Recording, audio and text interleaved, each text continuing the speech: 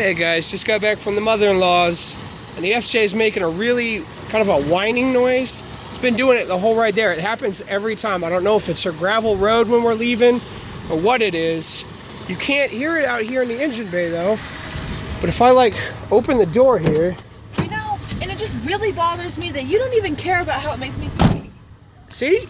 You hear it, but then it's not outside. She said that my feelings matter too. And I have no clue where this is going from. If you guys have any advice, just give me a shout. Thank you.